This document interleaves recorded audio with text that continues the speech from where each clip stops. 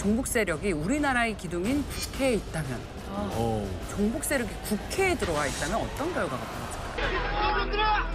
이 도둑놈들아!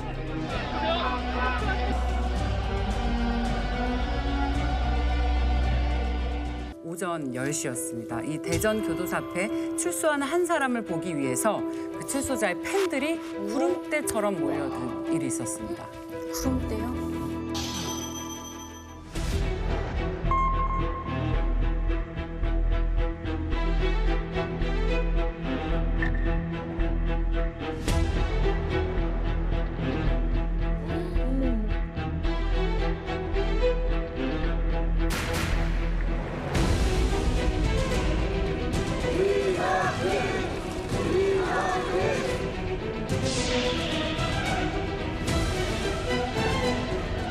저 문 하나 오는데 9번의 겨울을 거쳤습니다. 말 몇 마디로 오랫동안 감옥을 가두는 이런 야만적인 정치적인 행태는 다시는 없애야 합니다.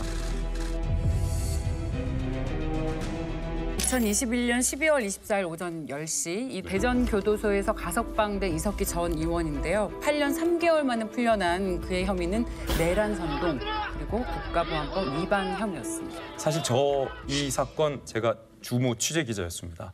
그래서 그때 취재했던 기억도 저도 이번 녹화를 하면서 다시 되새겨봤는데 2013년 통합진보당 경기도당에서 한 모임이 이루어집니다. 한반도 전쟁에 대비해서 국가시설의 파괴를 위한 준비를 하자 주요 유류시설과 전화국 등 북한이 도발을 해왔을 때 뒤에서 백업 부대로 테러를 일으킬 것에 대한 구체적인 계획을 논의를 합니다.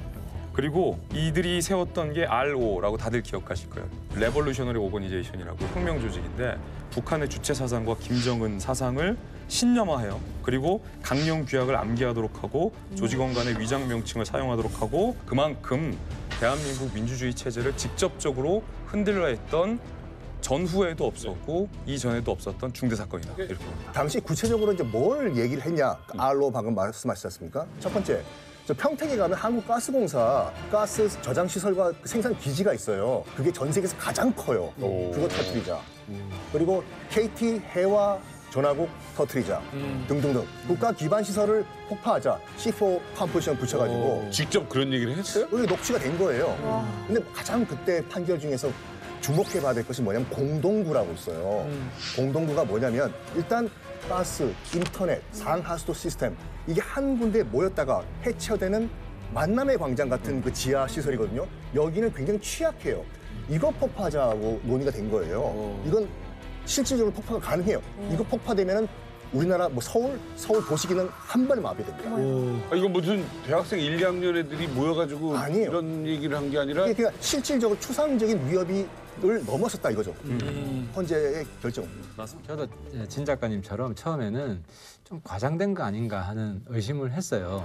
특히 주사파들은 혁명 세력이잖아요. 특히 북한이 쳐내려온다고 본 거예요. 쳐내려온다고 본 거예요. 북한이 올 거다. 그러니까 당시에 이제 북한 내부에서는 김정은이 물통일한다. 김정은이 한국의 작전 지도 같은 걸 꺼내놓고 다 뭐 이렇게 지시하는 장면들이 나오고 우리가 내려갈 수 있다. 하니까 준비해라. 이런 이제 지령 같은 게 있었던 거예요. 이제 시기를 크게 두 가지로 나누는데 준비기와 결정적 시기로 나눠요. 준비기에서는 압력해야 됩니다. 지하의 정조직으로. 하지만 결정적 시기에는 다 총궐기해야 돼요. 그렇지. 전쟁이 터지니까 자기들도 내응해 안에서 도와줘야 돼요. 그래서 뭐 폭파하고 테러하고 근데 이제 북한 전문가들 당시 국정원 분석으로는 벼랑 끝 전술이지 실제로 공격하려는 게 아닌데 이석기는 이걸 과잉 해석한 거예요. 옛날 이제 김일성 표현으로는 좌익 맹동주의를 한 거지. 우리가 이제 북한에 대해서 알려질 만한 건 이렇게 많이 오픈되고 알려진 상황인데 또 그렇다고 생각을 했는데도 불구하고 여전히 이렇게 좀 무분별하게 추종하는 사람들이 남아있는 이유는 과연 무엇일까? 또 옹호하는 것을 넘어서서 찬양하는 사람들은 왜 있는 것일까라는 의문을 갖게 되는데요. 원인이 뭔지 여러분들 어떻게 생각하십니까? 그러니까 우리나라뿐만 아니라 이제 전 세계 좌파들이 왜 좌파적인 사고에 열광하나라는 책이 있어요. 심리적으로 분석한 왜 그런 책이요. 거예요? 첫 번째가 뭐냐면 자본주의 사회는 근본적으로 문제가 있다라는 걸 깔고 들어가요. 그리고 두 번째는 뭐냐면 이상향, 유토피아가 어딘가에 분명히 있다라고 믿어요. 종교적인. 그리고 이런 문제를 일거에 해소를 시켜줄 위대한 지도자가 분명히 있다. 그러니까 이게 우파좌파를 떠나가지고 이게 늘 문제야. 이게 문제야. 모든 문제를 일거에 해소해줄 방아쇠는 세상에 존재하지 없어요. 않아요. 없어요. 그런 게 어디 있어? 그러다 보니까 문제가 뭐가 발생하냐면 이 사람 위대한 지도자가 이런 모든 문제를 일거에 해소를 해주기 위해서는 무오류여야 돼요. 그러니까 무솔리니 같은 애가 나오는 거예요. 무오류여야 돼. 히틀러 같은 애가 나오는 근데 그렇게 되면 내로남불이 돼 버려요. 그러니까 그 책에서 이제 우리나라 상황을 적용한 건 뭐냐면은 뭐 예를 들어 가지고 유엔 남북 동시 가입 같은 경우에는 예전에 90년대 초 이전만 하더라도 유엔에 남북이 동시에 가입하면 분단이 고착화된다. 절대로 안 된다라고 주장하던 이런 뭐 이른바 진보 세력이 유엔에 갑자기 남북이 동시 가입하니까 아무 소리를 안 해요. 그러니까 자기 스스로 이 무오류의 오류에 빠지게 된다니까. 근데 이제 그런 잔재들이 남아있고 아직까지 남아있는 사람들 머릿속에는 뭐가 자기의 행위를 정당화하냐면 한국은 독립국이 아니라는 거예요. 미군이 있고 여전히 독립되지 못했다. 북한은 이제 못 사는 건 알아.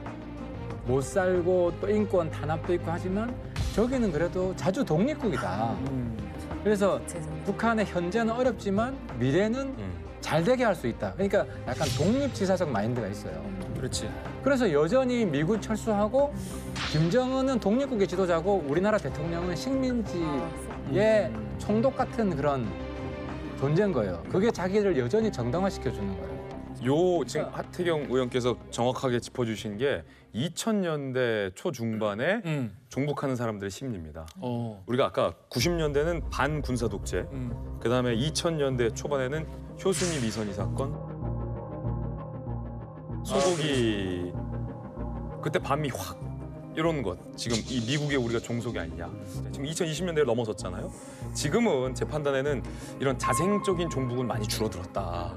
다만 아까 말했듯이 이 반대급부로 이쪽이 줄어드니까 자생적 종북, 애초에 90년대 옛날 같은 이 북한에서 지령을 받거나 북한에 의해서 포섭받은 뭐 충북 간첩단이나 아니면 군 내에서 간첩에 포섭된 분이라든지 이렇게 북한에 직간접적으로 포섭을 당하는 사람들이 종속적 종북이 좀 늘고 있다. 제 감은. 늘고 있다는 데는 동의하지 봐야 될 않고요. 것 과거보다 훨씬 더 줄어들었고.